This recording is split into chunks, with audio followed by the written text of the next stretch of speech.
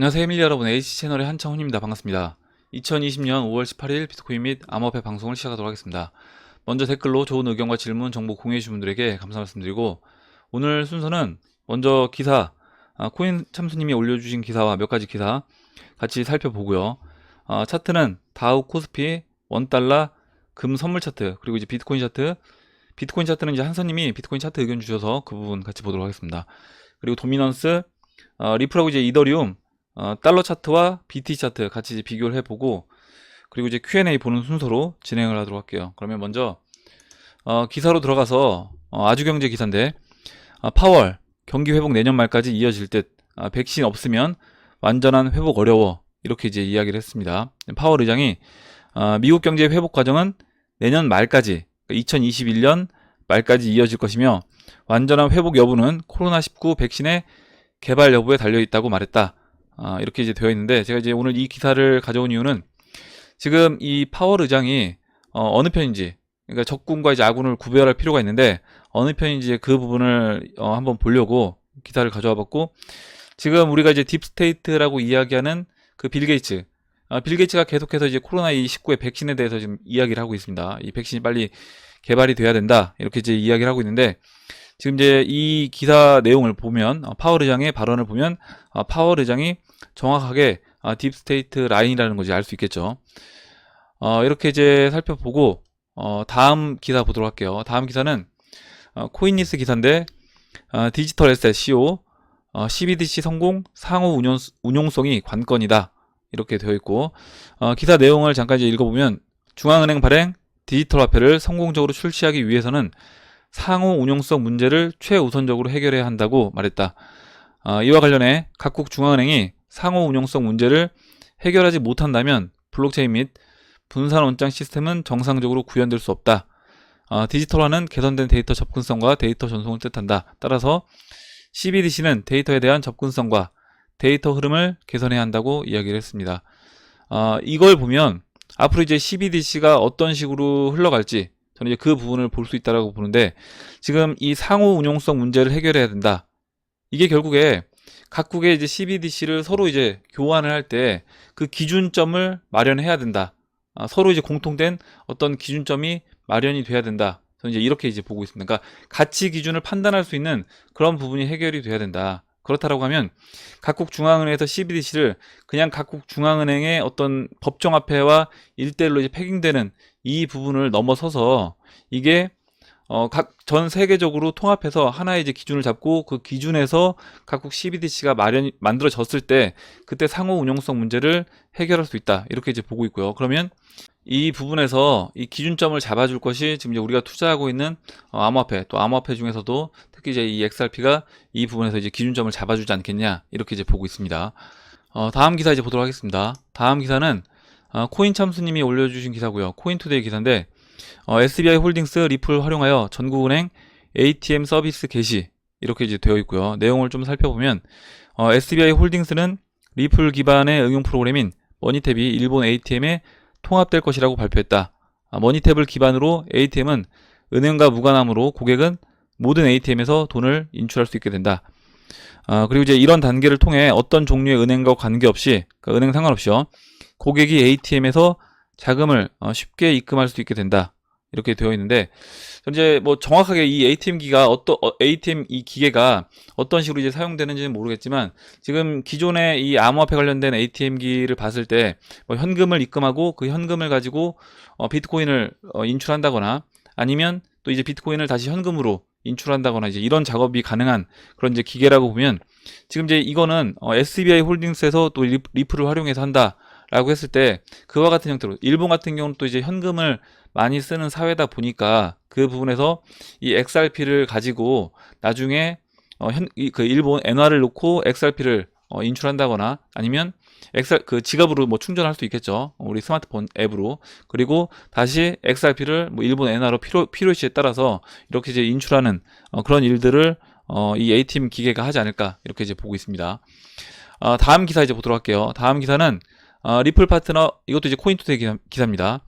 리플 파트너 플레어를 통한 XRP 스마트 계약을 구현하다. 5월 13일자 이제 기사고, 이거는 한 5일 전에 이제 올라왔던 기사인데, 기사 내용을 이제 읽어보면, 플레어 네트워크스는 XRP 레저에서 스마트 계약을 연동하려는 노력이 큰 결실을 보이고 있다. 이 스타트업은 코드명 코스턴이라는 공개 테스트넷을 출시할 예정이라고 이야기했다. 이 해당 스마트 계약은 집행인이나 중개인 없이 처리되고 마치 종이에 쓰여진 계약처럼 작동하도록 설계되었다. 또한 계약이 포함된 다음 분산원장에 코드로 저장되며 계약 조건이 충족되면 지불과 같은 거래가 실행되어 되돌릴 수 없게 된다. 이렇게 되어 있습니다. 그래서 지금 이제 XRP를 이야기할 때 뭐 국제 송금만 생각하시는 분들이 많이 계신데, 이 국제 송금 같은 경우는 어떻게 보면 처음 이제 스타트를 끊는 우리 이제 실생활에 사용되는 부분에서 스타트를 끊는 영역이다, 이렇게 이제 보시면 되고, 전 영역으로 이제 확대될 건데, 그 전 영역으로 확대되기 위해서 가장 큰 시장이 파생시장이라고 이야기했습니다. 금융에서. 이제 파생시장을 커버하려면 이런 스마트 계약 부분이 해결이 돼야 되는 것이고, 그 부분에서 지금 이제 기사에서 봤던 이 플레어를 통한 이 스마트 계약을 구현한다, 이렇게 이제 보시면 될 것 같아요. 다음 기사 보도록 할게요. 다음 기사도 XRP 관련된 기사인데, 더 데일리 호들 기사입니다. XRP로 구동되는 전자상거래 결제 플랫폼을 탐구하는 리플 이그제큐티브, 이렇게 이제 번역되다 보니까 약간 매끄럽진 않은데, 내용은 그 XRP에서 이제 전자상거래 결제 플랫폼에도 XRP가 이제 사용이 된다, 이렇게 이제 보시면 될 것 같고요. 리플 제품 디렉터는 XRP 기반 전자상거래 결제 플랫폼의 출시를 고려하고 있다, 이렇게 되어 있고, 뭐 XRP 음악가들이 XRP를 위해 온라인으로 노래를 판매할 수 있는 새로운 디지털 마켓 플레이스 인 X송을 출시했다. 그리고 노래를 업로드하거나 게시하는 데 비용이 들지 않으며 음악가는 P2P XRP 결제를 통해 판매 수익의 100%를 받는다.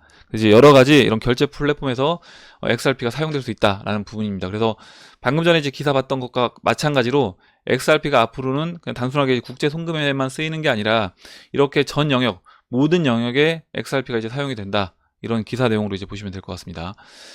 이렇게 이제 기사를 짧게 보고, 그러면 이제 차트로 들어가서 다우지수부터 보도록 할게요. 큰 변화는 없어서 위치만 간단하게 체크를 하겠습니다.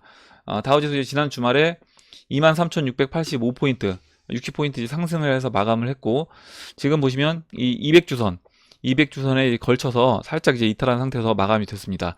현재는 지금 이제 20주선과 지난주에 120주선이 보시는 것처럼 데드 크로스가 이제 만들어졌고, 앞으로 추가적으로 이제 하방 압력을 좀 더 받을 수 있다, 이렇게 이제 보시면 될 것 같아요. 다음으로 이제 코스피 차트 보도록 하겠습니다. 코스피 지금 현재 10포인트 상승을 해서 1938포인트 이렇게 이제 올라왔고, 지금 보시면 이 추세선에 걸쳐서 여기서 이제 돌파를 못하고 시간을 계속해서 이제 보내고 있어요. 주봉에서 보시면 지금 몇 주째, 한 4주째 이 추세선에 이제 걸쳐 있는 그런 모습이고, 지금 이제 20주선이 많이 내려왔습니다. 현재 이제 많이 내려왔기 때문에 여기서 이제 내려오는 이제 20주 이평선 맞고, 코스피도 마찬가지로 다우와 마찬가지로 하방 압력을 이제 받을 수 있다, 이렇게 이제 보고 있습니다.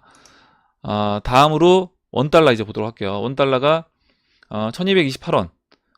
지금 이제 일봉 차트도 완전 정배열, 그리고 주봉 차트도 완전 정배열, 이렇게 되어 있고, 제가 지난주에 주봉에서 이제 120주와 200주 골든 크로스 만들어 주고, 그때 한 5개월 뒤에 원달러가 원화 약세로 이제 슈팅이 나왔다. 1997년도, 98년도에 그렇게 이제 슈팅이 나왔기 때문에 지금도 마찬가지로 주봉에서 올해 이제 3월 달에 골든 크로스가 만들어졌고 완전히 정배열된 상황이기 때문에 앞으로 5개월, 그럼 이제 올해 8월 달 안에 원달러도 원화 약세로 크게 움직일 수 있는 그런 모습이다. 그리고 이제 지금 이제 원달러 차트가 보시면 금선물 차트랑 굉장히 비슷합니다. 그래서 지금 이제 금선물 차트 움직임, 그리고 이제 원달러 차트 움직임, 이렇게 이제 같이 비교해 봤을 때 금 차트가 좀 먼저 선행해서 지금 올라가고 있어요.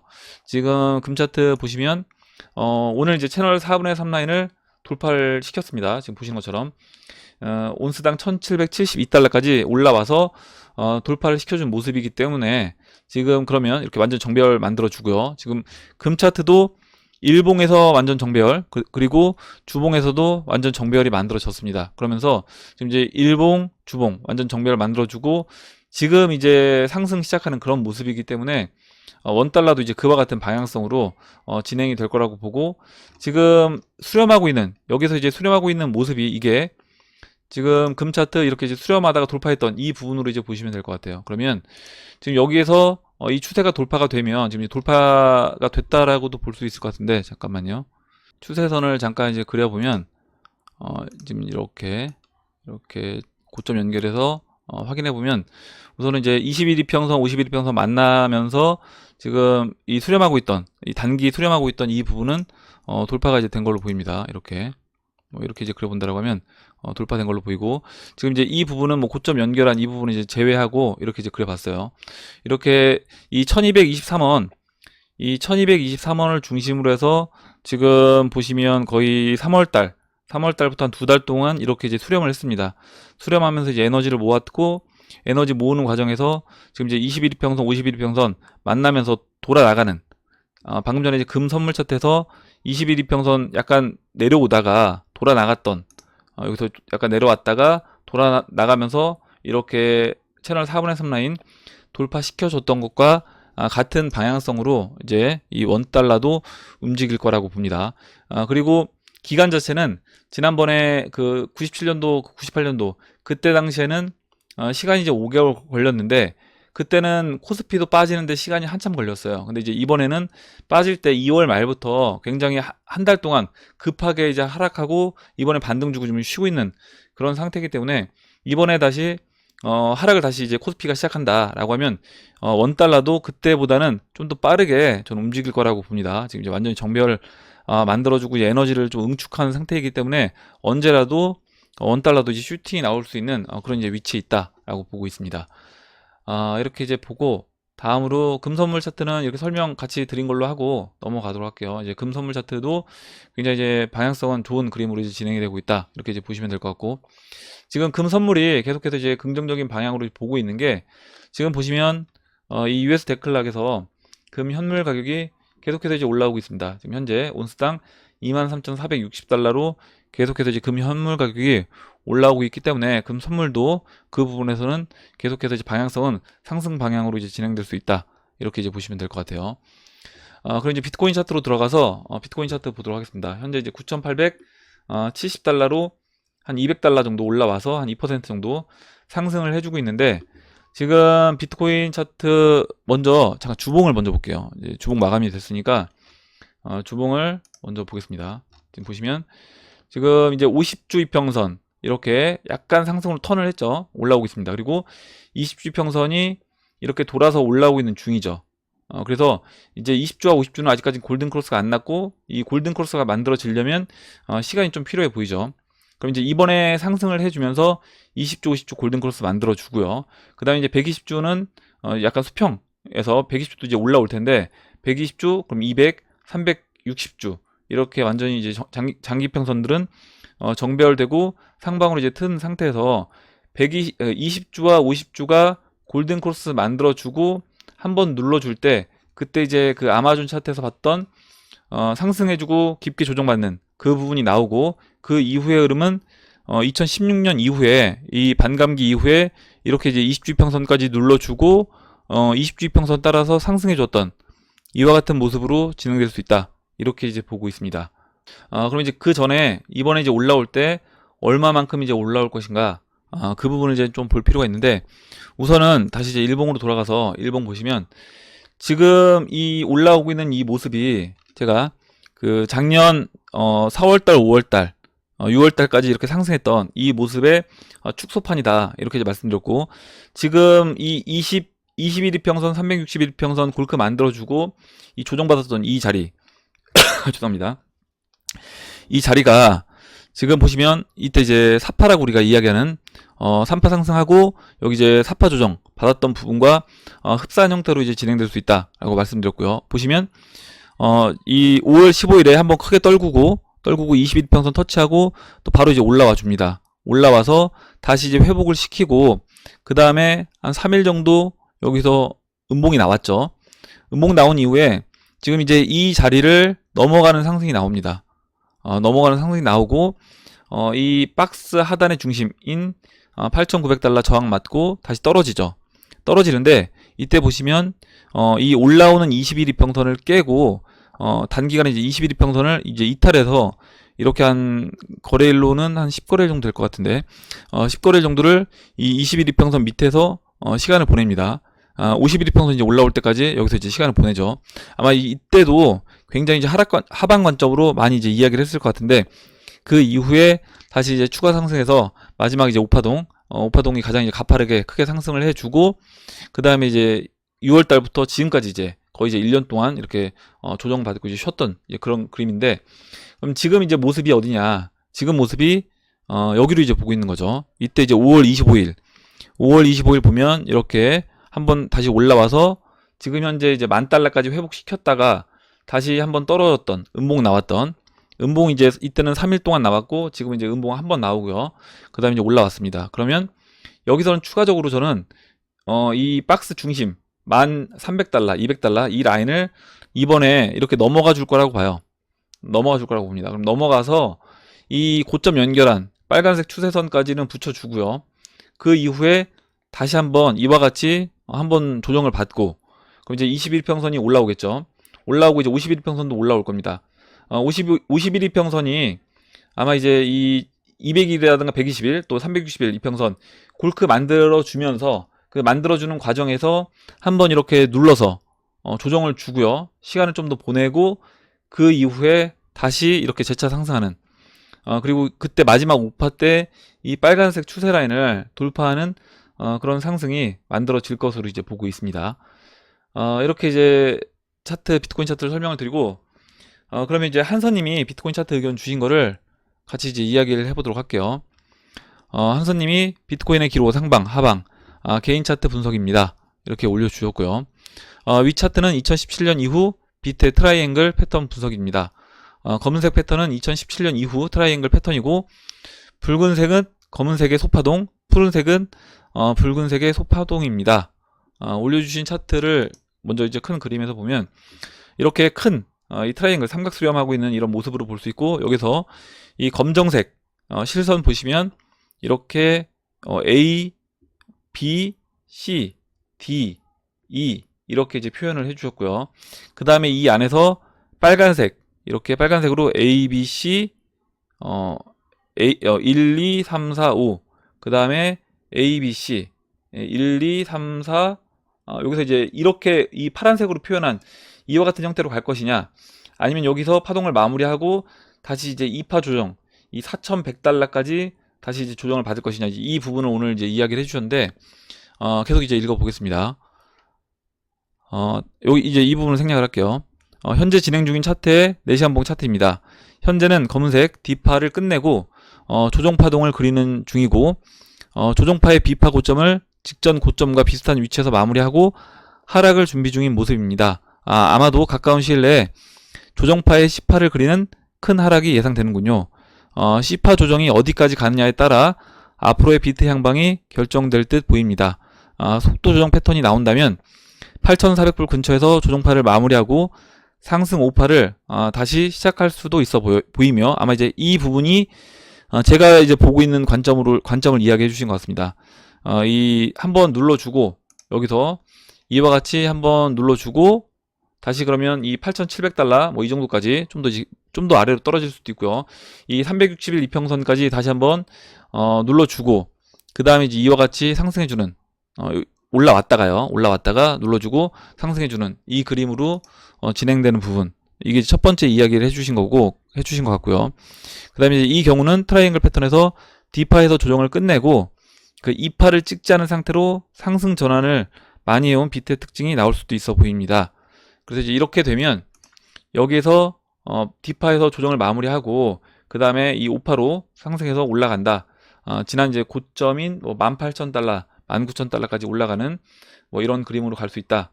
이렇게 이제 의견 주셨고요. 그리고 지그재그 패턴이 나온다면 조정 A파를 하락 5파동으로 그렸으니 535의 지그재그 가능성이 보입니다.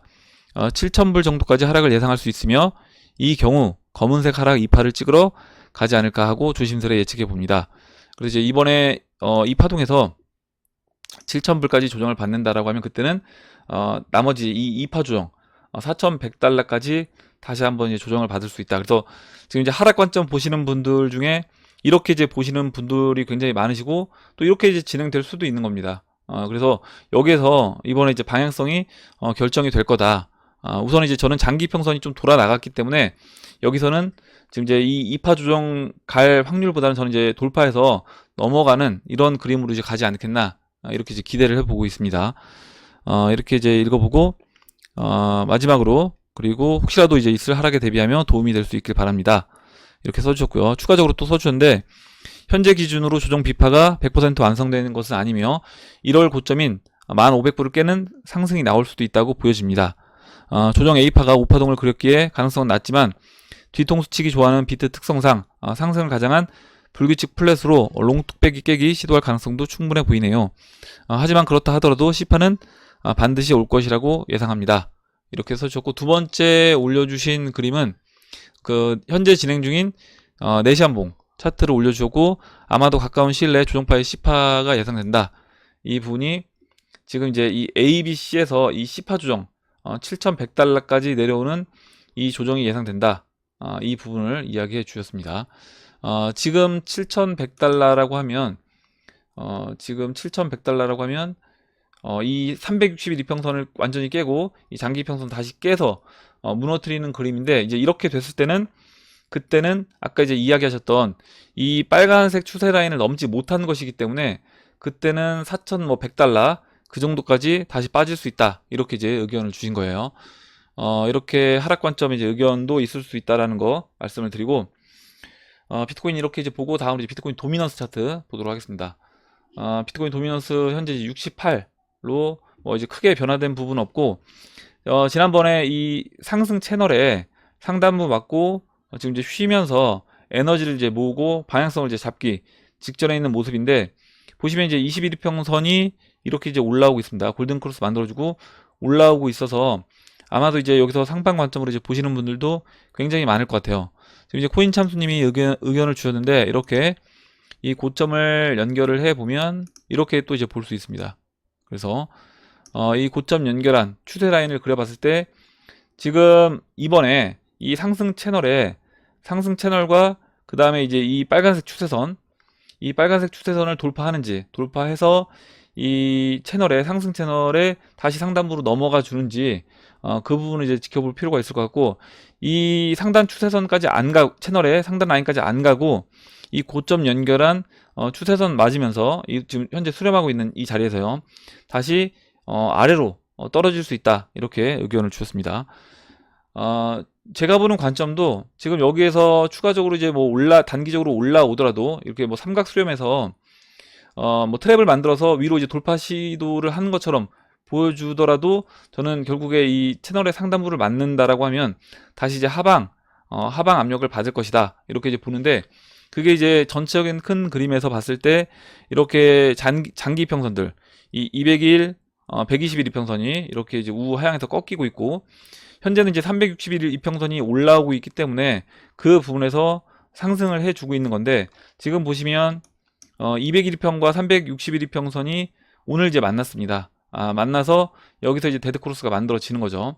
만들어지고, 그럼 이제 데드크로스 만들어지는 상태에서 여기 이제 수렴을 하고, 이 수렴 끝자락에서 방향성을 이제 어디로 잡을 것인지, 그 부분이 중요할 것이다 라고 보고 있습니다. 근데 지금 이제 알트코인들 움직임을 봤을 때는 도미넌스가 상방보다는 아래로 빠질 확률이 좀 더 높아 보인다, 이렇게 이제 보고 있어요. 그럼 이제 알트코인 들어가서 리플 차트부터 이제 보도록 하겠습니다.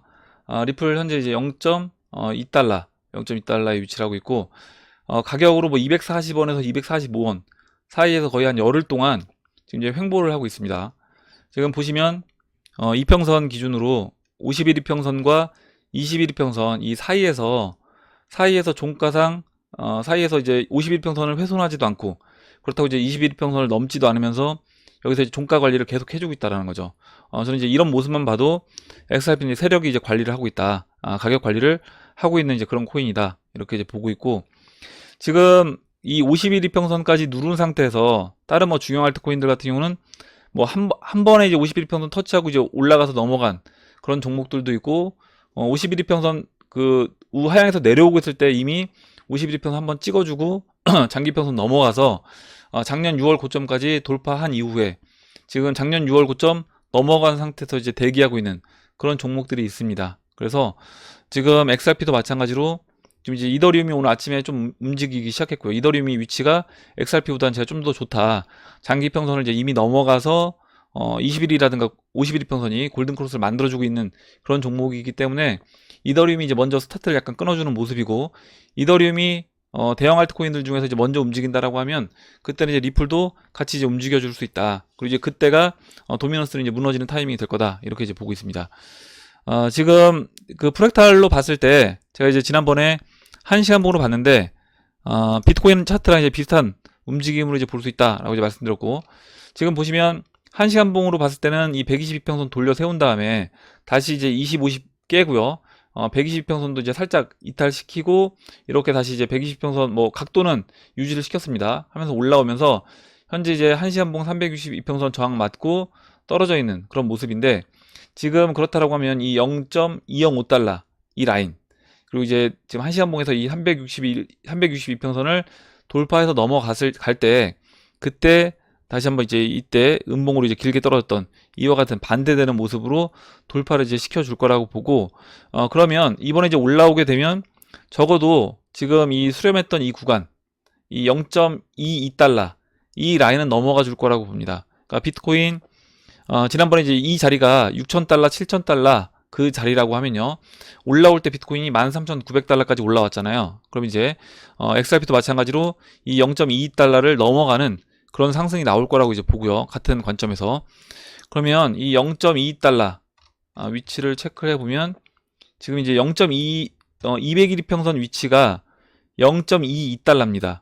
0.22달러까지 내려왔기 때문에 지금 이번에 올라와 준다. 그러면 이때 이제 수렴했던 이 0.22달러를 넘어가서 200일 평선을 돌파시키고 안착해주는 그런 이제 그림으로 진행되고, 그 이후에 이 361 평선은 좀 한 번에 넘어가주는 그런 상승이 나오지 않을까, 이렇게 이제 기대를 해보고 있습니다. 이렇게 이제 보고 XRP BTC 차트를 먼저 볼게요. 이더리움 차트 보기 전에 지금 XRP 이거는 이제 2017년도 3월달 이제 그때 차트 모습인데, 제가 오늘 차트를 이제 이렇게 열어놨어요. 지금 보시면 2017년도 3월달 차트를 이렇게 이제 끊어서 보시면 그 BTC 마켓에서 이때 당시 올라가기 전에 이때 이제 404토시까지 빠졌었는데, 이 자리에서 올라가기 전에 보시는 것처럼 완전 이제 역배를 만들어 줬습니다. 완전 역배를 만들고 그 전 지지받았던 라인, 그리고 이제 지지받고 반등 나오는 것처럼 올라갈 것처럼 하다가 다시 21이평선 맞고 재차 하락했어요. 하락해서 여기서 이제 다시 반등 나오면서 21이평선 붙이고 또 하락하는 것처럼, 이때처럼 다시 하락하는 것처럼 만들어 주다가 21이평선 돌파시키고요.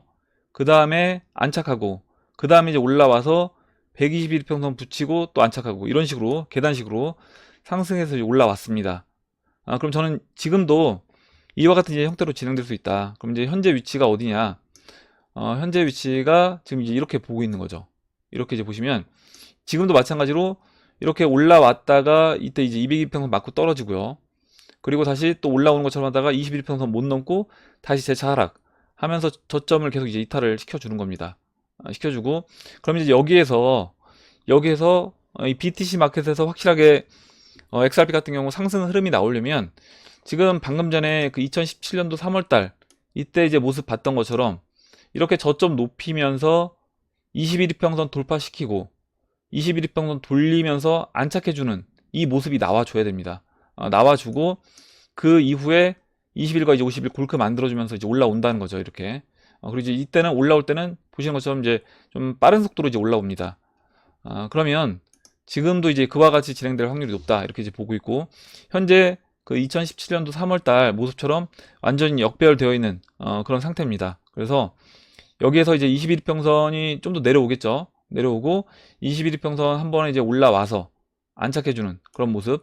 그 다음에 이제 이 가파르게 내려오는 이 21이평선이 아까 이제 봤던 것처럼 돌아 나가는 그런 모습이 나와줘야 됩니다. 그런 모습이 나와주고 그 이후에 이제 상승을 해줄 수 있다. 이렇게 이제 보는데, 그러면 지금 현재 위치에서 21이평선, 21봉을 잠깐 체크를 해보면요. 이때 크게 한번 올라왔던 이 자리까지가 이제 20일이에요. 20일이고 그 다음에 이제 음봉 맞고 떨어지면서 쭉 다시 흘러내렸는데, 그럼 이제 이 양봉, 큰 양봉이 오늘 이제 빠질 겁니다. 이제 오늘 지나면서 이제 빠질 거고요. 그러면서 이제 21평선 이 내려오는 각도가 조금 더 이제 완만해질 거라고 봅니다. 내려오는 각도가 완만해질 거라고 보고, 그때 이제 21평선 이제 위로 올라타서 아까 이제 2017년도 이 3월 달과 같은 이제 이런 그림으로 만들어 준다라고 하면 이제 그때 XRP도 BTC 마켓뿐만 아니라 달러 차트에서도 같이 상승해주는 그런 모습이 나올 수 있다.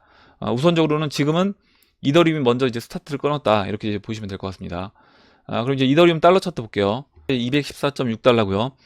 이더리움 차트가 리플 차트보다는 좀 더 이제 빠르게 움직여주는 모습이다, 이렇게 말씀을 드렸고, 다른 중요한 알트코인들 같은 경우는 이렇게 51평선 눌러주고 터치해주고 올라와서 지난 이제 6월 고점까지 넘어갔다. 그럼 작년 6월 고점이면 지금 이더리움 같은 경우는 340달러입니다. 340달러고, 이번에 이제 상승을 해주게 되면 이더리움도 마찬가지로 목표가 이 340달러까지 돌파를 시키고 안착해주는 그런 그림으로 진행될 거다, 이렇게 이제 보고 있고요.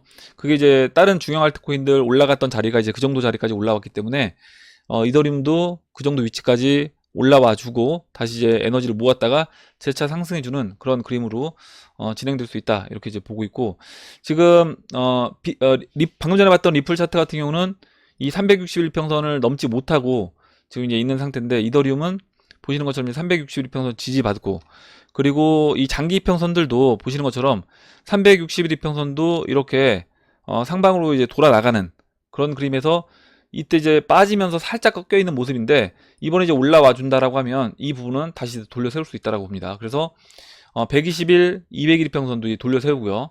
121평선 조만간에 이제 361평선과 골든 크로스도 만들어 주고, 주봉에서도 20주, 50주 골든 크로스 만들어 줬고요. 그래서 이제 이더리움 차트가 굉장히 이제 좋은 그림이다, 이렇게 이제 보고 있습니다. 이렇게 이제 보고, 이더리움 BTC 차트도 나쁘진 않아요. 지금 이제 이더리움 BTC 차트 보면 지난번에 이제 비트코인이 좀 올라오면서 다시 일봉에서 이제 202평선 밑으로 내려와 있는데, 이 그림이 이때 그림과 동일하다라고 봅니다. 이때와 지금 이제 같은 패턴이다. 장기 평선 361평선 넘어갔다가 상승해 줄 것처럼 하다가 다시 흘러내려서 201평선 밑으로 내려왔다가 다시 361평선 올라왔다가 다시 흘러내려서 이제 이 과정을 거쳤는데, 이 과정 거치면서 두 번째 이 과정 거치면서 지금 51평선 이때 하락으로 51평선이 꺾였었잖아요. 이 꺾였던 이 부분을 다시 올려 세우고 돌려 세웠던 모습으로 보시면 될 것 같고, 이번에 이제 올라와서 이 21, 51평선 위에 안착을 한다. 그러면 이번에는 21, 51, 그 다음에 50, 120, 그 다음에 이제 201과 361은 아직 정배열이 안 돼 있는데, 이 부분은 이제 상승을 해주면서 한번 그 중간에 201과 이제 361이 골든 크로스 만들어줄 때 다시 한번 이제 눌러줄 수 있다라고 봅니다. 근데 이제 수렴하면서 끝자락까지 온 상태에서 에너지를 모으고 지금 이제 이 자리에서 이번에 넘어가 준다 라고 하면, 이번에는 이 수렴하는 구간을 돌파해주는 그래서 수렴하는 이 구간을 돌파한다. 그게 뭐냐면 지금 이제 이 자리를 넘어간다는 얘기예요. 지금 이 고점 연결한 이 추세 라인을 이제 이번에 돌파를 시켜준다. 현재 위치에서는 0.024달러, 024달러가 아니죠. 죄송합니다. 0.024 BTC 이 자리를 이제 넘어가 주게 되면, 그때는 이번에도 물론 이제 이때도 이 박스 하단이라고 얘기했던 이 자리를 넘어갔었는데, 이 계속해서 이제 수렴을 하면서 시간을 끌었고, 이번에 넘어가 주게 되면 이때는 이 박스 하단하고 이제 박스 상단이라고 하면 이 0.04 자리까지 올라와 줄 수 있다라고 보고 있습니다. 이렇게 이제 이더리움 차트까지 설명을 드리고, 그럼 이제 Q&A로 들어가서 Q&A를 이제 보도록 할게요. 먼저 이제 될 대로 대라님이 써주신 내용부터 보도록 하겠습니다. XRP 장투분들에게 꿀팁 드립니다. 결국 리플이 아이오타에게 역전당했군요. 해주셨고, 이제 중간 부분을 생략을 하고요. 이 교체 매매 방법을 읽어볼게요. 리플이 아이오타보다 30원 이상 비싸지기 시작하면 분할로 아이오타로 교체하고, 반대로 아이오타가 30원 더 비싸지면 분할로 리플로 교체하면 개수 갑입니다. 그리고 신규 매수도 리플이나 아이오타 중 더 저렴한 코인으로 구매하면 개수 늘리기 쉽습니다. 결국 꼭지점은 아이오타가 더 비싸더군요. 참고로 얼마 전까지 아이오타가 리플보다 100원 더 비싸더니 최근 떡락할 때 반대로 리플이 아이오타보다 50원 더 비싸졌죠. 그리고 어제부터 다시 오타가 치고 나가는군요. 이렇게 이제 적어주셨고, 교체 매매 방법은 제가 이제 예전에도 몇 차례 이제 설명을 드렸습니다. 뭐 비트코인을 기준으로 비트코인하고 이제 이더리움 교체 매매하는 법 이렇게 이제 말씀드렸고, 또 뭐 비트코인 캐시랑 리플하고도 교체 매매하는 거, 그 다음에 BSV랑 이더리움, 그러니까 가격이 비슷한 종목들끼리 교체 매매를 할 수도 있고, 지금 이제 리플하고 아이오타도 이제 가격이 비슷하다 보니까 이렇게 이제 교체 매매를 하셔도 돼요. 저 같은 경우는 뭐 제로엑스도 리플하고 이제 제로엑스, 아이오타, 그 다음에 뭐 베이지 어텐션 이런 종목들이 리플하고 가격이 엎치락뒤치락 합니다. 그래서 이제 이런 종목들 어차피 내가 이런 종목들을 포트폴리오에 포함을 시키고 있다라고 하면 이런 종목들을 가지고 교체 매매를 하셔도 되는데, 여기서 이제 주의할 점은 뭐냐면, 항상 주의할 점 이 부분이 이제 가장 어떻게 보면 어려운데, 내가 교체 매매를 하다 보면 올라가는 상승하는 종목을 다 매도를 하고 홀딩하는 물량 없이 다 팔게 되고요. 나머지 싼 종목으로 다 들어가게 된다는 거죠. 그래서 이 부분을 주의를 하셔야 되고, 홀딩 물량은 유지를 하면서 교체 매매할 물량만 가지고 이제 교체 매매를 하시는 게 중요하다. 이렇게 이제 말씀을 드리고, 만약에 이 부분이 잘 지켜지지 않는다라고 하면 뭐 거래소를 구분하셔서 잘 안 쓰는, 그러니까 완전 홀딩 물량은 A 거래소에, 그리고 교체 매매하는 물량은 뭐 B 거래소에 이렇게 두시고, 그 B 거래소에 있는 것만 가지고 교체 매매를 한다거나 이렇게 이제 하셔야지, 그렇지 않게 되면 교체 매매를 하다 보면 계속 이제 손이 나간다는 거죠. 그래서 어느 순간에는 올라가는 종목은 하나도 안 남고 빠져서 결국에 나중에 이제 0으로 갈 수 있는, 그 빵형이 이렇게 얘기했잖아요. 거의 99% 종목들이 나중에 0원이 될 거다. 이렇게 이제 이야기를 했는데, 그러면 재수 없으면 나중에 다 0으로 수렴하는 종목들만 포트폴리오에 들고 있을 수 있는 겁니다. 그래서 항상 이 교체 매매를 하실 때 주의할 점은 홀딩 물량을 지키시고 나머지 부분으로만 교체 매매를 해야 된다. 근데 이제 예전에 어떤 분들이 이제 글을 써주셨어요. 교체 매매 해보니까 이게 굉장히 심리적으로 스트레스를 받는다. 뭐가 스트레스 받냐면, 내가 올라가는 종목들, 지난번에 이제 BSV 올라갈 때 BSV를 매도하고 다시 이제 이더리움을 샀는데 BSV만 계속 올라간다라는 거죠. 그러면 그때는 다시 못 참고 이더리움 팔고 BSV를 쫓아가서 사서 오히려 이제 개수가 줄어드는 그런 분들이 계십니다. 그래서 이제 그런 부분에서 내가 이게 멘탈이 못 견디겠다라고 하시는 분들은 아예 안 하시는 게 좋을 것 같고, 그런 부분은 이제 컨트롤할 수 있는 분들, 그런 분들만 매매를 하시면 좋을 것 같아요. 그래서 지난번에 이제 BSV가 이제 비쌌을 때 매도를 해서 이더리움으로 저 같은 경우 다 교체했다가, 지금 이더리움이 이제 BSV보다 좀 더 비싸졌습니다. 그래서 또 이제 분할로 일정 부분은 또 이제 BSV로 교체를 하고, 이건 이제 그 물량만 정해놓고 홀딩 물량 지켜주면서 그렇게 이제 매매를 하시면 될 것 같아요. 될대로 대라님이 죄송합니다. 될대로 대라님이 그 교체 매매 방법을 이야기해 주셔서 제가 다시 한번 정리를 해서 말씀을 드렸습니다. 좋은 이제 이야기 해주셔서 감사드리고, 다음으로 이제 강선천님이 써주신 내용 볼게요. 리플은 증권이 아니다 라고 SEC에서 선언할 확률이 얼마나 될까요? 발표를 하면 한 번에 500% 폭등하면서 상승 추세가 시작될 것 같습니다. 리플에 대하여 SEC가 우호적이라고 생각해 봅니다. 그렇지 않나요? 이렇게 적어주셨고, 이 부분은 지금 SEC에서 발표를 안 하고 있는 이유를 한번 생각해 보시면 될 것 같아요. 계속해서 뭐 소송을 제기하고 소송이 걸려있는 상태에서도 SEC가 뭐 다른 이더리움 같은 경우는 이미 이제 이야기를 했음에도 불구하고 리플은 이야기를 안 하고 있습니다. 저는 이제 이것도 다 이유가 있다라고 이제 보고 있어요. 어떻게 보면 이 재료가 퍼드를 유발하기에 굉장히 좋은 재료가 될 수 있기 때문에 이 부분을 발표를 안 하고 SEC에서 계속해서 미루고 있는 거다. 근데 우리가 이제 정황상 이미 SEC에서 이야기하진 않았지만 정황상 이미 이제 리플이 증권이 아니다라는 정황은 몇 차례 이제 이야기를 이제 드렸었습니다. 이렇게 이제 말씀을 드리고, 다음으로 이제 최정욱님이 적어주신 내용 볼게요. 오늘은 원치 않게 백수가 됐네요. 요즘 회사 일이 없어서 가끔 출근 못 하는데 덕분에 편의집에서 이장님 방송 듣네요. 오늘 초등학교 6학년 딸, 중2 딸한테 내년에 10배 불려준다고 하니 모아놓은 용돈 20만원씩 주네요. 얼른 리플 예매 걸어놨죠. 내년 이때면 10배 아닌 100배 되라 될지어다 하고 열심히 기도해야겠네요. 이장님도 해밀리 가족분들도 모두 부자 될지어다 기도할게요. 이렇게 적어주셨고, 지난번에 제가 이제 증여에 대해서 잠깐 소개를 해드렸잖아요. 지금 닉네임이 갑자기 생각이 안 나는데, 그 이야기를 해주셔서 증여 직접 해주시고 그 증여에 대해서 제가 소개를 해드렸는데, 금액이 적다고 하더라도 저는 이제 신고를 하는 게 저는 좋다라고 생각합니다. 혹시라도 나중에 XRP 가격이 이제 너무 올라가게 되면 그 부분에서 내 계정에 이걸 갖고 있게 되면 그 증여한 기록이 없을 때 나중에 이제 이 부분을 XRP 가격이 지금 20만 원이면 1000개인데 1000개인데요. 만 원 되면 뭐 상관없겠죠. 1000만 원이니까 증여를 해줄 수 있습니다. 법적 그 증여 뭐 세액을 물리지 않고 증여를 해줄 수 있는데 나중에 이제 XRP 가격이 그 이상 올라가서 뭐 10만 원 되면 그때는 지금 20만 원으로 만약에 1000개를 사서 자녀한테 준다고 했다고 하더라도 그 금액이 이제 1억이 된다는 거죠. 그럼 이제 1억을 증여를 해줄 때는 세금을 또 이제 물려야 되는 겁니다. 야, 이거 내가 너한테 준 거니까 이렇게 그냥 너 줄게, 1억 줄게. 이게 이제 안 될 수 있는 겁니다. 왜냐면 이제 법적으로 봤을 때는 이게 1억을 자녀한테 빼서 주는 게 되기 때문에 이거 원래 우리 딸 돈이다 이렇게 이야기하더라도 안 통할 수 있다는 거죠. 아마 최정욱님 그 계좌에 있는 그 돈일 것이기 때문에 그 부분에서 저는 적은 돈이라도 그 증여 신고를 하는 게 좋다. 그래서 증여 신고를 적은 돈이라도 뭐 20만 원이든 뭐 100만 원이든 만약에 자녀분들한테 줬다라고 하면 그 자녀분 돈으로 샀다라고 하면 그 신고를 하는 게 좋다라고 생각합니다. 이렇게 이제 말씀을 드리고 다음으로 이제 김민님이 어제 날짜로 양자 컴퓨터 2000 큐빗 정도가 나오면 비트코인 해킹이 충분하다고 하며 적어도 2년 내에는 2000 큐빗 정도의 양자 컴퓨터가 나올 거라는 기사가 나왔는데요. 그러면 암호화폐 존재 자체를 위협하지 않을까요? 암호화폐는 절대로 해킹되지 않고 안전하다는 전자에 채택되는 거니까요. 이렇게 적어주셨고 밑에 이제 답변을 잘 달아주셨어요. 브라운님이 양자컴이 나오면 현재 세계 모든 금융, 증권, 은행 시스템이 다 뚫린다는 얘기입니다.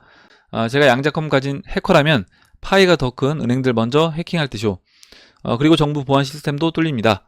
이렇게 써주셨고 이제 이 이야기는 양자컴이 나오면 기존 금융 시스템을 지킬 수 있는 범위 내에서 이제 이게 사용이 되는 거지 이게 기존 금융 시스템까지 완전히 무너뜨리면서 이 양자 컴퓨터가 사용되는 건 아니다. 그리고 이제 밑에 또 니가 왜 거기서 나왔님이 왜 창만 좋아질 거라고 생각하나요? 양자 컴퓨터로 공격하면 양자 컴퓨터로 막을 거다. 이렇게 이야기를 해주셨습니다. 다음 보도록 할게요. 다음으로 혼치남님이 적어주신 내용 볼게요. 비트 도미넌스가 추가로 더 오를지 빠질지는 아무도 모를 겁니다. 예측하기도 어렵고요. 현재로서는 비트와 메이저 알트를 적당한 비율로 함께 들고 가는 게 답입니다.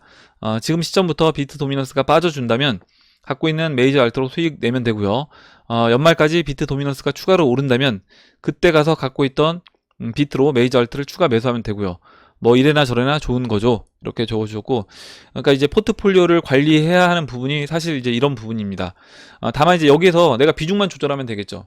그러니까 나는 비트코인이 더 갈 것 같다라고 하는 분들은 비트코인 비중을 좀 더 높여서 포트폴리오에서 가져가시면 되는 거고, 나는 지금은 충분히 이제 비트코인 도미넌스가 올라가는 것 같다라고 하시는 분들은 비트코인 홀딩 물량을 최소화시킨 상태에서 나머지 알트코인 물량을 늘려놓으면 될 겁니다. 그래서 이 부분은 내가 어떤 방향성을 갖고 보느냐 그걸 이제 여러분들이 정하시고 그거에 따라서 포트폴리오만 꾸미면 될 것 같습니다. 이렇게 이제 말씀드리고 다음으로 아이저스트 위시님이 적어주신 내용 볼게요. 오늘 리플 100개 샀어요. 대략 25,000원쯤 안 되는데 이게 몇 년 후에 10배만 가도 행복회로 돌리고 있습니다. 현금 여유 조금씩 생길 때마다 10개, 30개, 100개 그때마다 그냥 조금씩 사고 있어요. 조금씩 계속 모으다 보니 벌써 꽤 많이 모였네요. 이렇게 적어주셨고 저도 이제 여러분들한테 제가 이제 권해드리는 게 사실 이렇게 하는 매매법을 권해드리고 있습니다. 뭐냐면 물론 매매를 잘 하셔서 나는 이제 매도했다가 매수할 수 있다. 그리고 또 하방 관점으로 이제 보시는 분들도 많이 계시고 실제로 또 그렇게 빠질 수도 있는 겁니다. 뭐 리플이 100원 초반대까지 빠진다 이렇게 이제 얘기하시는 분들도 계시고 또 이제 그렇게 될 수도 있는 거죠. 근데 그거에 대해서 우리가 대응하기가 어렵다. 나는 이제 대응을 못 하겠다. 저 같은 경우는 그냥 매수 관점에서 대응을 하고 지금 가격대에서는 계속해서 그냥 매수 관점으로 대응을 하고 있습니다. 그러면 어차피 여기서는 팔지 않고 계속 매수 관점으로 조금씩 그때그때 제가 뭐 트레이딩을 하든 아니면 제가 뭐 현금을 채굴 하든 원화 채굴이 되면 그 부분만큼 계속해서 적은 돈이라도 산다는 거죠. 그리고 뭐 남자분들 중에 담배 피시는 분들, 술 좋아하시는 분들 같은 경우는 담배 줄이시고 술 줄이셔서 그 돈으로 매일이든 뭐 담배는 거의 매일 피실 테니까 뭐 술도 이제 매일 드신다라고 하면 매일 조금씩이라도 그 술값 아껴서 담배값 아껴서 사신다라고 하면 그게 나중에 지금은 얼마 안 되는 금액이라고 하더라도 굉장히 큰 금액이 될 수 있고 그렇게 한다라고 하면 저는 가격이 빠지는 것도 우리가 스트레스를 좀 덜 받을 수 있다라고 생각을 합니다. 뭐냐면 제가 오늘 똑같은 10,000원으로 예를 들어서 지금 250원일 때는 40개를 사는데 나중에 만약에 100원까지 떨어졌다라고 하면 100개를 살 수 있다는 거죠. 그래서 그렇게 이제 보면 올라도 좋고 빠져도 좋고, 오르면 내가 기존에 포지션 있는 걸로 있는 게 좋아지는 것이고요. 빠지면 다시 추가적으로 조금 더 똑같은 돈으로 더 많은 수를 살 수 있다. 그래서 그렇게 그런 마음으로 하신다라고 하면 좀 더 이제 우리가 마음 편하게 이 시장에 참여할 수 있지 않을까, 긍정적인 마음으로 이 시장에서 좀 있을 수 있지 않을까, 이렇게 생각을 합니다. 이렇게 이제 아이저스트 위시님이 써주신 내용 봤고요. 다음으로 이제 필립님이 적어주신 내용 볼게요. 심슨 5월 크리스마스 업데이트 뉴스입니다. 오늘은 포브스 기사 중 심슨의 진공청소기 흡입론, 기존 화폐에서 디지털 화폐 전환을 구체화한 비자사의 특허 요청 소식을 접하고 글 남깁니다.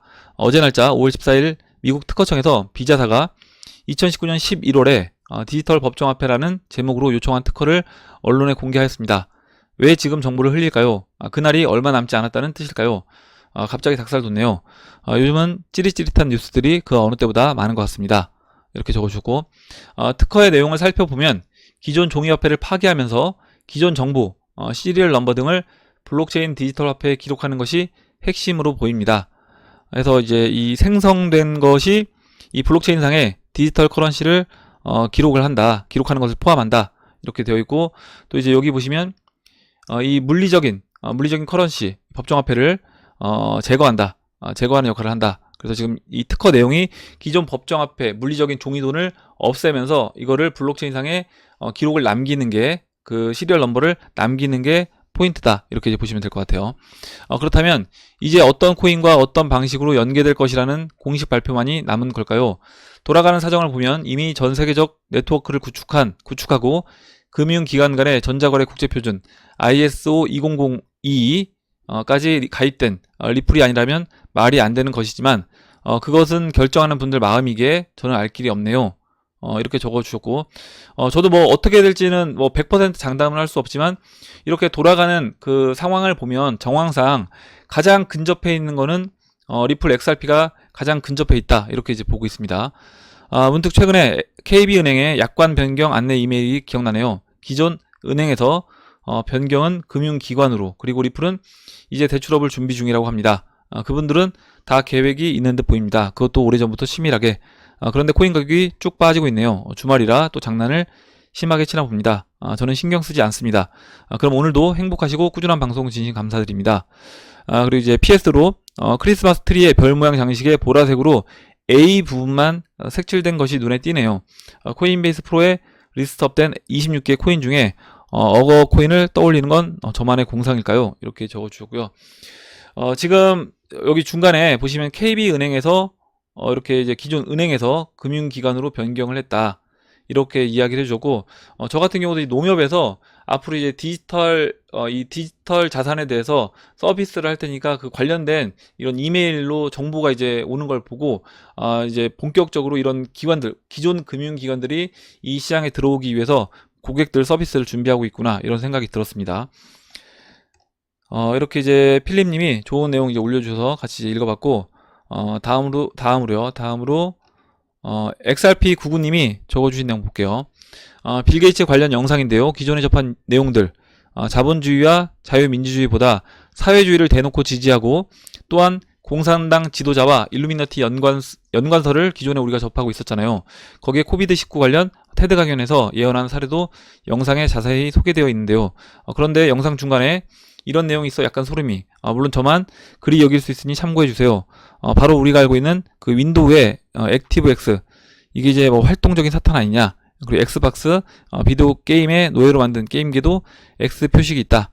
그렇다면 혹시 XRP, XLM 등이 연관이 있나 하는 생각이 들어 글 남겨봅니다. 이렇게 적어주셨고, 최근 XRP 생채집 관련 기사도 갑자기 스쳐 지나가네요. 물론 음모론적인 이야기일 수 있으니 관심 있는 분들은 한번 시청해보면 좋을 것 같습니다.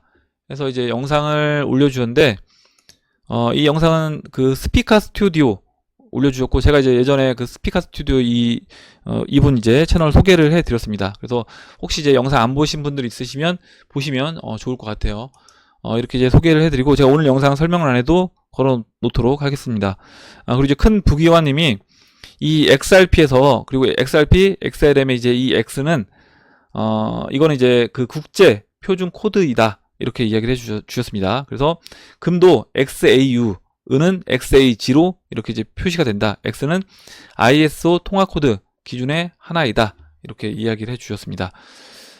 이렇게 이제 말씀을 드리고, 다음으로 사토시님이 실제로 다시 XRP가 다른 코인에 비해 마지막에 상승한다면 그건 엄청난 기회비용이죠. XRP 전에 한두 번의 알트 상승만 실현하고 돌아와도 XRP 수량을 엄청나게 늘릴 수 있는데, 이렇게 적어주셨고, 물론 이제 이거에 대해서 XRP가 무조건 맨 마지막에 출발한다, 이게 이제 100% 확실하다라고 하면 당연히 다른 알트코인이라든가 다른 뭐 비트코인이라든가 이렇게 포트폴리오를 만들어 놓고 맨 마지막에 이제 XRP로 바꾸면 가장 좋은 수익을 거둘 겁니다. 근데 이제 이 부분 언제 스타트를 끊을지 우리가 이제 정확하게 모르기 때문에 어떻게 보면 홀딩 물량을 계속해서 이제 유지하는 거다. 그러니까 포트폴리오를 꾸려놓고 홀딩 물량을 유지하는 거다, 이렇게 이제 보시면 될 것 같고, 만약에 나는 뭐 XRP가 가장 늦게 갈 것 같고, 그리고 XRP가 만약에 상승 시작하면 그때 나는 언제든지 내 기존 포트폴리오 정리해서 XRP로 갈 수 있다, 그게 나는 능력이 된다, 바로 이제 대응할 수 있는 능력이 된다 라고 하시면 이렇게 하셔도 됩니다. 이렇게 이제 말씀을 드리고, 다음으로 이 왼수님이 적어주신 내용 볼게요. 우리 인간들의 유통기한은 대충 80년 이쪽 저쪽입니다. 내 것이라고 생각하는 돈, 명예, 지위, 몸뚱이의 유통기한도 당근 빠따 80년 이쪽 저쪽이죠. 그리고 우리의 몸뚱아리는 폐기 처분됩니다. 죽음이라는 과정을 통해서요. 내일 당장 폐기 처분될 수도 있으나 어디까지나 평균을 얘기하는 겁니다. 여튼 그럼 우리가 무엇 때문에 돈에 환장을 할까라는 질문을 해봐야 합니다. 어차피 시간이 되면 모두 놔두고 가야 하는데 말입니다. 정신수양이 그런 것입니다. 정신수양이란 기초공사를 말하는 것이죠. 기초공사는 밑을 다지는 행위죠. 밑이 다져져 있지 않으면 돈, 명예, 지위 등을 아무리 퍼부어도 다 셉니다. 그럼 어떻게 정신수양을 해야 할까요? 사랑입니다. 사랑이 유일무이한 기초공사입니다. 뭘 향한 사랑? 나 자신을 향한 사랑입니다. 그게 깨어나는 유일무이한 길이자 정신수양입니다. 자, 다시 유통기한으로 돌아가 봅시다. 유한한 삶, 유한한 생명을 갖고 사는 우리는 과연 무엇을 추구해야 할까요? 돈, 명예, 지위 다 좋습니다. 하지만 기초가 다져져 있지 않는 세속적인 것들은 무용지물입니다. 어차피 폐기 처분될 때 다 놔두고 가야 하기 때문입니다. 스스로에게 질문을 해봐야 합니다. 근원적인 질문이지만 아주 간단한 질문을요. 그게 철학의 시작이자 정신수양의 시작입니다. 또한 종교의 시작이죠. 그리고 시작이자 끝인 질문입니다. 메멘토 모리, 죽음을 기억하라. 우린 무엇 때문에 코인질을 하고 돈을 벌려고 합니까? 우린 무엇 때문에 세속적인 것들을 쫓습니까? 왜 살까요? 존재의 이유는 무엇일까요? 호기심에 의거한 질문이 우리를 자유롭게 하는 길로 인도할 수 있습니다. 유통기한 지나기 전에 사랑이라는 정신수양을 하세요. 삶과 죽음을 초월하는 사랑 말입니다. 그려 사랑이 충만해야만 돈, 명예, 지위 등이 빛을 발합니다. 사랑은 시작이자 끝, 알파이자 오메가, 여기 있고 저기 있으며 모든 것에 임재합니다. 좋은 글을 적어주셔서 좀 이제 긴 글이지만 읽어봤습니다.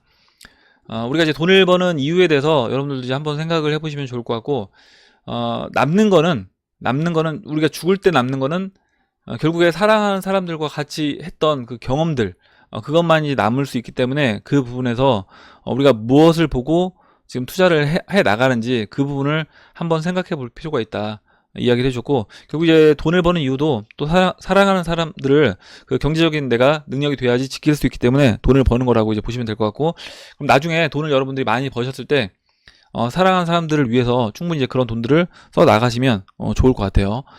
다음으로 이제 에레규님이 적어주신 내용 읽어볼게요. 오랜만에 인사드립니다. 요즘 트럼프와 부패한 기존 금융 세력 간의 대결 구도를 선과 악의 대결로 보시는 분들이 많습니다. 아주 순진한 생각입니다. 금융 엘리트들이 대중들을 컨트롤하기 위해 가장 보편적으로 사용하는 방법은 바로 정반합의 논리 구조입니다. 어차피 최종적인 목표는 합인데 대중들이 반발과 불신을 잠재우기 위해 반이라는 체스말을 반드시 등장시킵니다. 트럼프는 부패한 기존 금융 엘리트들의 적일까요? 트럼프는 진정으로 시진핑의 적일까요? 잘 생각해 보세요. 암호화폐의 속성을 단 한 개의 단어로 표현해야 한다면 기술도 혁신도 아닙니다. 통제입니다. 미래 사회는 극도로 통제된 큰 정부, 감시사회, 경찰 국가가 될 것이며 그 속성과 가장 유사한 국가가 지금의 중국입니다. 대중들이 반대할 것이라고요? 대중들은 항상 자유를 포기하고 편리를 자발적으로 선택합니다. 유엔에서 추진하고 록펠러 가문과 빌 게이츠 재단이 후원하는 ID 2020 프로젝트와 프로젝트 파트너십을 맺은 기업 혹은 기구인 엑센추어와 이 게이비인가요? GAVI는 리플사와 아주 긴밀한 관계가 있습니다. 이건 뇌피셜인데 앞으로 주식시장, 부동산 시장을 포함한 대부분의 자산시장이 여태껏 경험해보지 못한 대하락장을 겪게 될 것으로 예상합니다. 사람들이 생존을 위해 자신의 모든 자산을 파는 시점이 오면 암호화폐 시장도 결코 버틸 수는 없을 겁니다.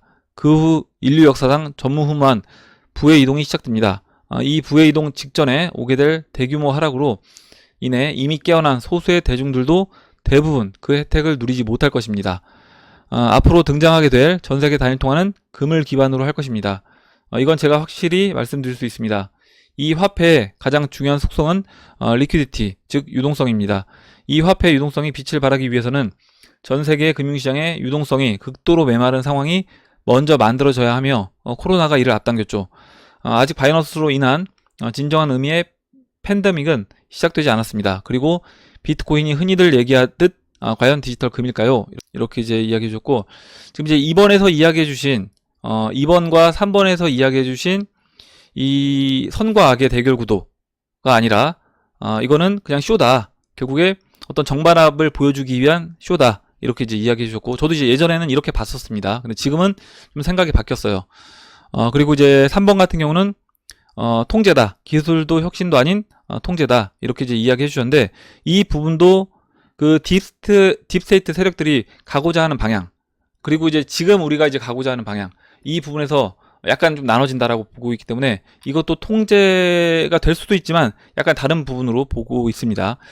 그래서 저도 이제 예전에는 약간 지금 에릭 유님이 봤던 것처럼 이제 2번과 3번에서는 뭐 에릭 유님이 봤던 것처럼 이제 봤지만 이제 이 부분에서 약간 달라졌고, 이제 오늘 이걸 자세하게 설명하진 않을게요. 설명을 하다 보면 이 부분은 또 내용이 너무 길기 때문에 나중에 이제 제가 나중에 시간이 되면 또 따로 이 부분 이제 이야기를 드리도록 하겠습니다. 그리고 지금 에릭 유님이 이야기해 주신 것 중에 그리고 이제 5번에서 이야기해 주셨던 부분, 주식시장, 부동산 시장을 포함한 대부분의 자산시장이 여태껏 경험해보지 못한 대하락장을 겪을 거다. 이렇게 이제 보시는 분들도 굉장히 많이 계시고, 그리고 이렇게 실제로 또 될 수도 있는 겁니다. 그러니까 주식시장 빠질 때 부동산 시장도 붕괴가 되고, 거기에 이제 암호화폐 시장도 어느 정도 같이 빠질 수 있는 거죠. 있는데, 뭐 어떻게 될지 모르겠지만, 뭐 가능성은 뭐 1%라도 있다라고 하면 존재하는 것이기 때문에, 당연히 그러면 그렇게 됐을 때에 내가 어떻게 대응을 할 것인지 그 부분도 준비를 해 놔야 된다. 그래서 그 부분에서 자금 관리가 돼야 된다 라는 걸 말씀을 드리는 거고, 우리가 포트폴리오를 꾸리는 이유가 그런 부분이라고 생각하시면 될 것 같아요. 뭐 현금 일정 부분, 그 다음에 금이라든가 뭐 은화 일정 부분, 그리고 암호화폐, 뭐 주식은 있을 수도 있고 없을 수도 있고요, 보는 관점에 따라서. 그리고 이제 부동산 뭐 일정 부분 이렇게 포트폴리오가 나눠져 있다라고 하면 여기에서 모든 자산이 다 빠지진 않을 겁니다. 무슨 얘기냐면 주식시장이랑 부동산 시장이 붕괴가 됐다라고 했을 때 지금 금 현물 가격이 올라가는 것처럼 금 가격은 올라갈 수 있다는 거죠. 그럼 이제 금 가격이 올라가면 금이라든가 은 같이 동반해서 이제 어느 정도 상승을 해줄 것이고, 만약에 우리가 그때 뭐 다른 자산들이, 그러니까 암호화폐도 같이 주식시장과 같이 무너져서 암호화폐 가격이 떨어져 있을 때, 그때는 기존에 갖고 있던 현금 자산이라든가 아니면 뭐 부동산 자산도 빠졌다라고 하면, 부동산 자산 매도가 어렵다라고 하면 그때 이제 올라갔던 뭐 은이라든가 금을 일정 부분 처분해서 또 생활을 할 수도 있는 겁니다. 그래서 이런 부분에서 포트폴리오를 꾸리는 이유가 어떻게 보면 이제 이렇게 최악의 경우도 우리가 대비를 해야 되기 때문에 포트폴리오를 꾸리는 거다, 이렇게 이제 보시면 될 것 같아요. 이렇게 이제 에릭유님이 좋은 내용 이제 올려주셔서 같이 이제 읽어봤습니다. 이렇게 이제 보고, 다음으로 가락국수님이 차트 의견을 오랜만에 이제 주셨는데, 세 번째 조정 구간에 들어서지 않았나 생각해 봅니다. 점진적 하락으로 8,000불까지 비트가 떨어지지 않을까 조심스럽게 생각해 봅니다. 차트는 작성하지 않지만 기존 차트의 스몰 모델이 될 가능성이 있습니다. 그러니까 지금 그 2018년도부터 2019년도 그 한번 상승했다가 조정받았던 그 패턴이 2019년도 6월까지 상승했다가 다시 지난번에 하락했던 그 패턴이 이제 반복이 됐잖아요. 그래서 그 반복됐던 그 패턴이 다시 한번 조그맣게 다시 반복돼서 같은 패턴이 나올 수 있다, 그 의미를 적어주신 것 같습니다. 조정장이 들어서면 알트장은 더 기다려야 할 것 같습니다. 모든 분들에게 축복이 역시 예상입니다. 나중에 차트 의견 올리겠습니다. 이렇게 의견 주셨습니다. 이렇게 이제 보고 마지막으로 박상현님이 적어주신 내용 보고 마무리하도록 할게요. 박상현님이 그 17년에 나온 은행이 멈추는 날이라는 책에서 향후 세계화폐로 국제통화기금 IMF의 특별 인출권이 될 가능성이 높다는 얘기가 나오네요. 특별 인출권이 무엇인지 정확하게 저는 잘 몰랐는데 이 책의 내용을 보고 많은 도움이 된 것 같습니다. 이장님께서 XRP를 인수할 기관이 있다면 그건 IMF가 될 가능성이 높다고 하셨는데 왜 그러셨는지 알 것 같네요. 아래 관련 내용 첨부하오니 혹시 궁금하신 분 참고하세요. 단 이 시나리오가 되려면 중앙은행의 발권력이 상실되어야 한다네요. 이렇게 적어주셨고, 지금 이 중앙은행의 발권력이 상실된다. 이 부분은 지금 이제 그렇게 진행되고 있고, 국가 경제 상황이 굉장히 안 좋은 신흥국이라든가 개발도상국들부터 어떻게 보면 자국 화폐가 그 힘을 지금 이제 잃어가고 있습니다. 그래서 이제 이 부분이 지금 진행 중에 있다. 이렇게 이제 보고 있고요. 제가 다 읽진 않고 내용이 이제 긴데, 내용이 좋으니까 여러분들도 이제 관심 있으신 분들은 이거 저도 이제 오늘 따로 캡처를 해서 지금 제 메모장에 저장을 해놓고 또 이제 필요할 때 이제 보려고 저장을 해놨습니다. 여러분들도 이제 관심 있으신 분들은 공부를 더 하고 싶으신 분들은 뭐 책을 구매하셔도 될 것 같고 저장해 놓으셨다가 이렇게 필요하실 때 보시면 도움이 될 것 같아요. 제가 이제 중간 부분만 읽어보도록 하겠습니다. 다음 위기가 닥치면 곧바로 금융 시스템은 동결될 것입니다. 과거 사례에서 보듯 중앙은행의 유동성을 재공급할 능력이 없기 때문이다. G20은 2008년 11월과 마찬가지로 비상회의를 열고 얼어붙은 금융시스템에 특별 인출권을 공급하라고 국제통화기금에 지시할 것이다. 그런 조치가 성공하면 은행과 중개회사가 하나둘 다시 문을 연다. 고객들도 현금으로 예금을 찾을 수 있게 된다. 유가증권이 계속해서 달러, 유로, 엔으로 거래가 될 것이다. 그러나 성공의 장막 뒤에 존재하는 세상은 전과는 판이할 것이다. 달러가 아닌 그 특별 인출권이 국제 교역과 금융의 가치 척도나 환율 기준으로 자리 잡는다는 이야기다. 달러는 멕시코 페소나 다름없이 현지 통화 역할을 할 것이다. 이제 이 부분이 뭐냐면 지금 우리가 이제 근본위로 돌아가되 그 유동성을 부여하기 위해서 ESDR, 그 SDR은 뭐 XRP라든가 XLM 뭐 이런 다른 암호화폐들이 섞여 있을 수 있습니다. 일정 비율로 이렇게 되어 있고, 그 SDR을 중심으로 기축 중심으로 해서 거기에 각국의 법정화폐 그 CBDC들이 연결이 되어 있다라는 거죠. 지난번 이제 제가 풍선 그림 그 리플589님이 제공해주신 그 그림 보여드리면서 이제 설명드렸던 그 부분 생각해 보시면 될 것 같은데, 제가 오늘 그림을 준비하지 않아서 일단 말로만 설명을 드릴게요. 그러면 그 거기에서 어느 순간 우리가 지금은 이 기축통화인 달러가 중심에 있고 그 기축통화와 다른 법정화폐들이 연결이 되어 있는데, 이 달러도 다른 법정화폐와 똑같이 그냥 다른 법정화폐 자리로 들어간다. 그리고 그 기축 자리에 지금 이야기한 그 SDR이 그 자리에 잡히게 된다. 근데 대부분 대중들은 그 사실을 모르고 그냥 돈을 쓴다라는 겁니다. 우리가 금융거래, 뭐 증권을 사거나 이런 금융거래도 그냥 원화로 표기된 어떤 돈을 갖고 사용을 하는데, 이게 그 전에 사용했던 그 원화랑 다른, 그러니까 그 전에 기축통화인 달러를 중심으로 사용됐던 그것과는 다른 달러를, 다른 원화를 사용하게 되는 거다. 이 부분을 이제 이야기해 주신 겁니다. 그래서 이게 이제 앞으로 이렇게 되게 되면 어떤 식으로 기축통화가 체인지가 되는지 이 부분을 이제 이야기해 주신 것 같고, 이렇게 됐을 때 대중들은 기존의 이제 법정화폐를 그대로 사용하고 있기 때문에 이 부분을 이제 인식을 못할 수 있다는 거죠. 근본위로 돌아간 부분도 인식 못할 수 있고, 그리고 기축통화가 바뀌었다는 것도 굉장히 나중에 시간이 지난 다음에 알 수 있다. 이런 내용입니다. 오늘 여기까지 하고 이제 마무리하도록 하겠습니다. 오늘 여러 가지 이제 내용들, 좋은 내용들 올려주셔서 다시 한번 이제 감사드리고, 지금 뭐 XRP는 뭐 별 움직임 없지만 이더리움이 먼저 스타트를 끊었기 때문에 조만간 이제 XRP도 좋은 흐름으로 진행될 수도 있다, 이렇게 이제 보고 있고요. 이번 주에 좀 좋은 흐름이 나오지 않을까 기대를 한번 해 보겠습니다. 저도 오늘 여기까지 하고 마무리하도록 하겠습니다. 오늘 나온 얘기 중에 여러분들 궁금하신 내용, 같이 이야기하고 싶으신 의견, 정보 있으시면 올려주시면 같이 이야기해보는 시간을 가져보도록 하겠습니다. 댓글 남겨주신 해밀리 여러분 감사드리고, 끝까지 영상 시청해주신 해밀리 여러분 감사합니다. 그럼 이상으로 영상을 마치도록 하고, 영상이 도움이 되셨다면 좋아요, 구독 버튼, 그리고 알림종 버튼을 눌러주세요. 감사합니다.